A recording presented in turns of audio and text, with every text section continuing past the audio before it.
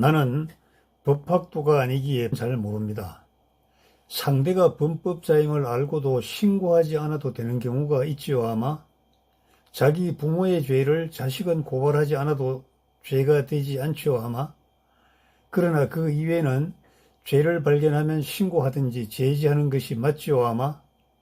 홍방자 씨가 젊은 날에 돼지 발정제 먹고 여성을 집단으로 건드리는 것을 알고도 분위기에 눌려 침묵하였다고 자서전인가 어디에 적었다가 된소리를 맞은 적이 있습니다.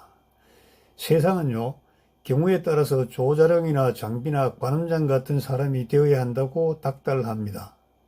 세상은요, 우리가 계백장군이나 화랑관창처럼 자기 목숨을 버리고 나라를 위해 일해야 한다고 그것을 충성이라고 애국심이라고 멸사봉공이라는 휘황찬란한 네임을 달아줍니다.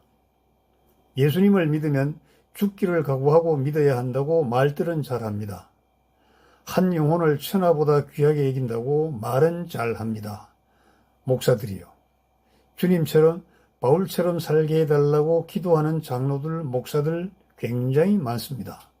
살면 되지 살게 해달라는 건 또 뭡니까? 불의를 보고 참으면 안 되고 정의를 위해 손해를 감수해야 성도라고 합니다. 그런데요, 우리는 은닉죄를 지고 있습니다. 분명히 잘못 가고 있는데도 순종이라는 이름으로 눈을 감습니다. 그들과 같이 해야 나의 울타리가 되고 나에게 이익이 된다는 이익 공동체의 일원이 되었기 때문에 눈을 감습니다. 목사가 잘못을 저질러도 눈을 감습니다. 헌금으로 주식 투자를 하는데도 눈을 감습니다. 하나님께서 친히 벌을 주시기 때문에 성도는 입을 다물어야 한다고 가르치십니다. 하나님께서 언제 친히 벌을 주실까요? 교회에서 적응하지 못하는 사람이 사회에서는 어떻게 적응하냐고 줍니다. 그러나 사회보다 교회가 더 엉망이고 개차반인 거 여러분 다 아시죠? 사회는 질서가 있고 법이 있고 규정이 있고 조직의 내규가 있고 회사에도 자체 법 같은 것이 있습니다. 그리고 우리는 삶 속에서 서로 주고받으면서 나눈 질서 같은 것이 있습니다. 그러나 교회는 그런 것이 없습니다.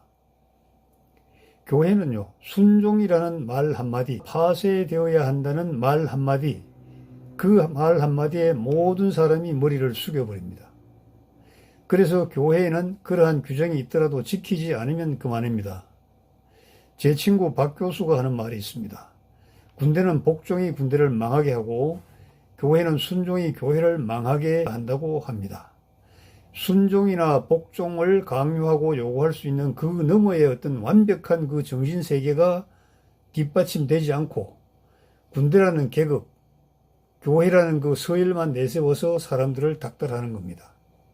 그래서 시정잡배도 하지 않는 짓을 목사는 태연히 합니다. 여러분, 못 본 채 해야 합니까? 이 시대가 이렇게 망가진 것은 교회, 목사들이 전적으로 책임져야 합니다. 목사들이 돈벌이를 위해서 다단계까지 하는 세상이 되었습니다. 수십 년 전에 다단계 하다가 잘못했다고 사과문까지 벌려놓고 또 다른 다단계를 합니다. 소위 네트워크 판매라고 이름만 바꾸어서 하는 것이죠. 강남의 귤이 강북에 가면 탱자가 되는데요. 중국의 된장은 한국에 들어오면은 멋진 된장이 됩니다. 여러분, 교회에서 사기협잡을 배워서 나옵니다. 사기협잡을 배우지 않으면요, 다 틀리고 나와야 됩니다. 목사와 짬짬이 하고, 예산 돌려가게 하고, 현금 돌려치기 하고, 거짓으로 홍보하고 헌금을 노리는 독수리 발톱 목회. 자기 사업체를 차려놓고 하나님의 일이라고 우기면서 헌금을 유도하거나 강요하는 갈치범이 목사들입니다. 어렵습니다. 이 시대를 살아가는 그리스도인의 가슴이 짓눌릴 수밖에 없습니다.